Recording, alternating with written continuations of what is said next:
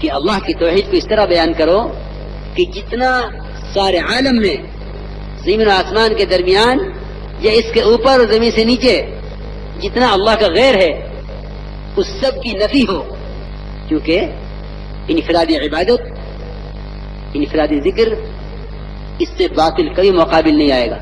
ابوبکر صدیق رضی اللہ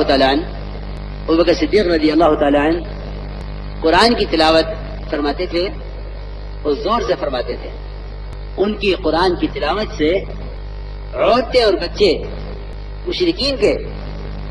مشرکین اور کافروں کے عورتیں اور بچے ان کی قرآن کی تلاوت سے ان پر ٹوٹے پڑتے تھے سننے کے لیے۔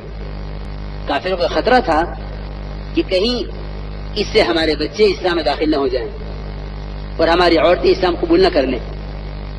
ابوبکر رضی اللہ عنہ پر پابندی لگائی گئی کہ آپ اگر قرآن زور سے پڑھیں گے تو ہم آپ کو یہاں سے نکال دیں گے۔ ابن دغینہ نے اس شرط پر ابوبکر صدیق رضی اللہ تعالیٰ عنہ کو امان دی تھی کہ آپ قرآن گھر کے اندر کے حصے میں آہستہ پڑھیں گے، باہر آواز نہ آئے۔ فرمایا ابوبکر رضی اللہ تعالیٰ عنہ نے ابن دغینہ سے کہ تو اپنی امان واپس لے لے، میں قرآن زور سے پڑھوں گا۔ میرے محترم دوستو، اس میں کوئی شک نہیں کہ اللہ کے ذکر کے فضائل اور اس سے دلوں کے زنگ اور دلوں کی گندگی کا صاف ہونا ثابت ہے، یقینی ہے، لیکن ایک اللہ کا ذکر ہے، ایک اللہ کے تذکرے ہیں۔ میں بہت ہی دل چاہتا ہے کہ آپ سے کھل کے بات کروں۔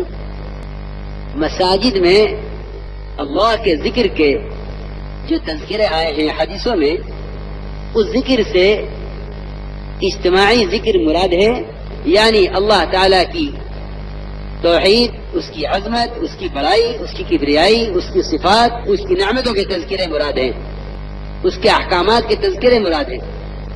دیکھو میری بات غور سے سنو، میں دو چیزیں عرض کر رہا ہوں، ایک انفرادی ذکر، ایک اجتماعی ذکر۔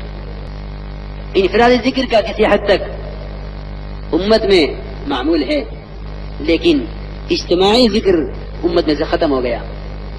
میری بات بہت ہی دھیان کے ساتھ سنو۔ وہ اجتماعی ذکر کیا ہے؟ وہ اجتماعی ذکر مسجدوں میں ایمان کے حلقے قائم کر کے ان میں ایمان والوں کو جوڑنا اور یہاں اللہ کی قدرت، اس کی عظمت، اس کی بڑائی کے تذکرے کرنا، یہ صحابہ کرام کا اجتماعی ذکر ہے۔ آپ نے بارہا روایت پڑھی ہوگی اور سنی ہوگی کہ معاویہ رضی اللہ تعالیٰ عنہ مسجد میں داخل ہوئے، کچھ لوگ بیٹھے ہوئے تھے، بس معاویہ نے آ کر پوچھا کہ کیا کر رہے ہو؟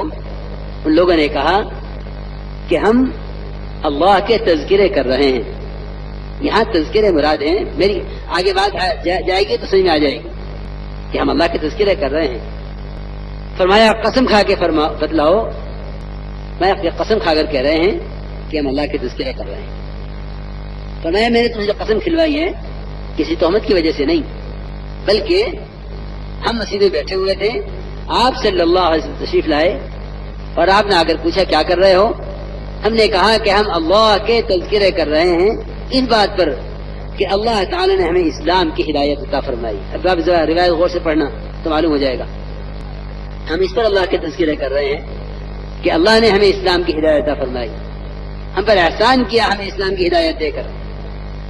فرمایا کہ خدائی کی قسم یہی کر رہے ہو؟ ہم نے کہا خدائی کی قسم یہی کر رہے ہیں۔